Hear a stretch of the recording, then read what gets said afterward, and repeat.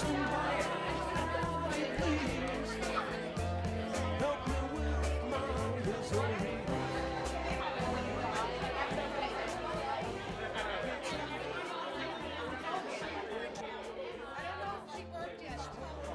this is actually, we're going to do it one more time. This time actually it's going to be for real. And that's the surprise. Surprise! It's time for the real wedding. They're completely Yeah, so we're really going to do the wedding. How do you do it?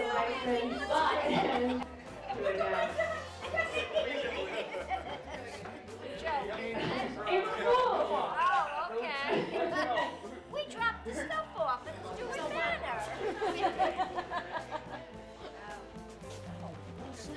See what What do you do? Yeah, something I'm really into.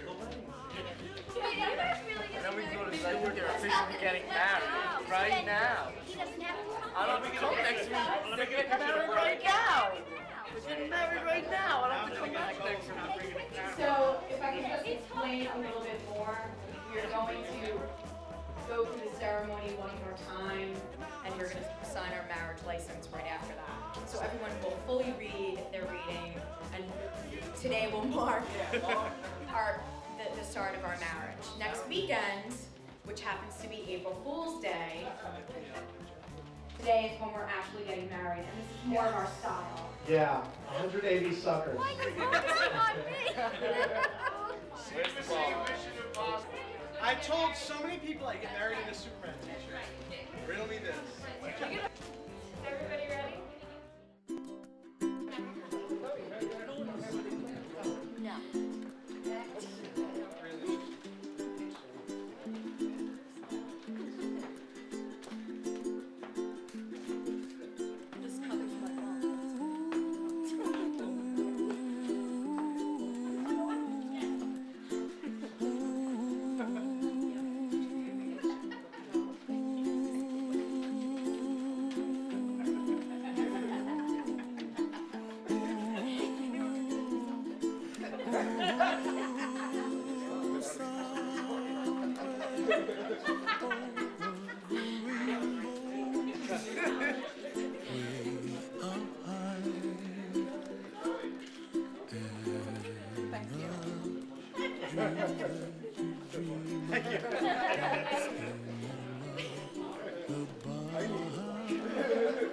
So officially, welcome to Vince and Gina's April Fool's Day wedding, part 1.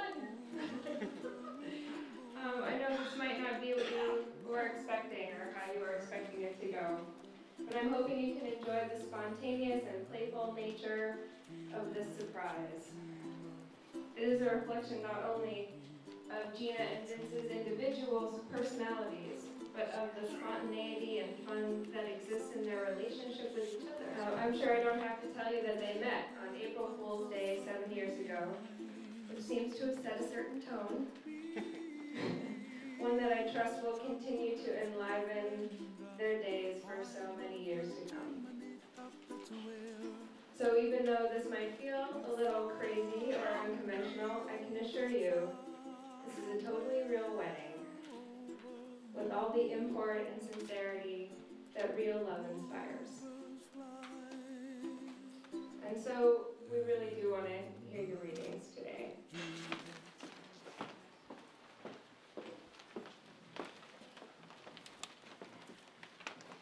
Before I read my selection, I thought I'd offer a quick introduction as to why I chose this particular selection. Marriage, like many things in life, requires love, trust, and understanding. It also requires lots of learning, and sometimes we have a tendency to overcomplicate issues. I like to read a selection that I thought would help us all remember that much of that knowledge we already know. The basic principle of this selection is that everything we need to know about life and how to live successfully stems from the basic that we all learned as children. The passage I have chosen is from a book by Robert Fulghum titled, All I Really Need to Know, I Learned in Kindergarten. All I really need to know about how to live and what to do and how to be, I learned in kindergarten. Wisdom was not at the top of the graduate school mountain, but there in the sand pile at school. These are the things I learned. Share everything. Play fair. Don't hit people. Put things back where you found them. Clean up your own mess. Don't think things aren't yours. Say you're sorry when you hurt somebody. Wash your hands before you eat. Warm cookies and milk are good for you. Live a balanced life. Learn some and think some. And draw and paint. And sing and dance and play and work some every day. Take a nap every afternoon. Be aware of wonder. Remember the little seed in the styrofoam cup. The roots go down and the plant goes up, and nobody really knows why, but we're all like that. Goldfish and hamsters and white mice and even the little seed in the styrofoam cup, they will die. So do we. Don't waste time regretting. But most of all, remember, when you go out into the world, watch out for traffic, hold hands, and always stay together.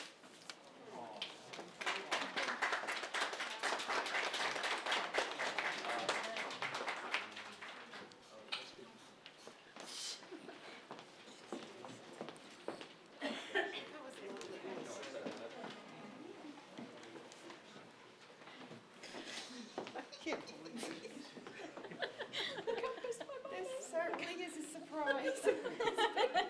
a surprise.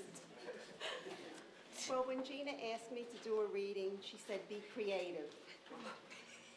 I told her I wasn't creative, but I was going to steal something from a card, and that's what I did. And it's how to make a beautiful life together. Reflections on marriage for the bride and groom. Let love be a shelter. The world is noisy and confusing at times, so make a home that is a haven, a peaceful place where you can listen to your hearts and savor the comfortable closeness you share. No matter how busy your days may be, make time for yourselves. Hold hands, unwind, make each other laugh. Surprise each other. Find little chances every day to show you're grateful to be partners, to be friends, to be married. Life is not perfect. You will make mistakes, not you, Gina. But each time you meet life's challenges together, you will grow wiser, stronger, and surer of your love. Cherish your yesterdays. They are irreplaceable souvenirs of your journey through life. Make memories that will bring smiles and sighs whenever you look back. Look back often and laugh. Look forward, too. Dream together, plan together. Make promises to keep. Believe in your tomorrows, because tomorrows are what forever is made of. To make love last, put each other first. That is the way to make a beautiful life together, the kind of life you both deserve so much.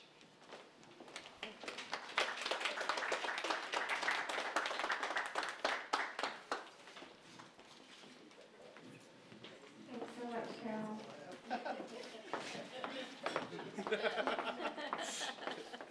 Don't forget to laugh.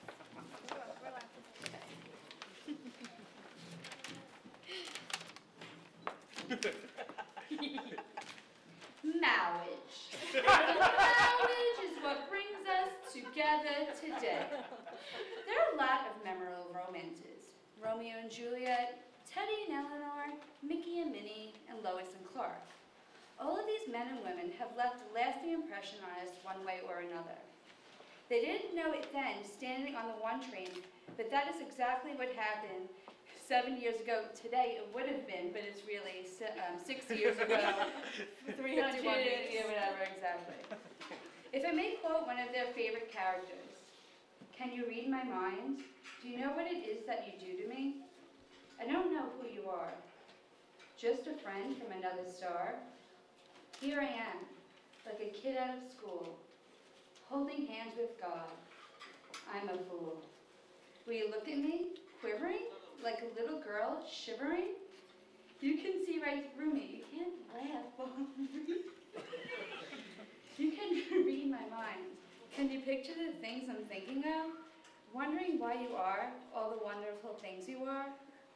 You can fly. You belong in the sky, and I could belong to each other. If you need a friend, I'm the one to fly to. If you need to be loved, here I am. Read my mind." As Lois was saying that of Superman, I ask you to read my mind, because I know their love is more powerful than kryptonite.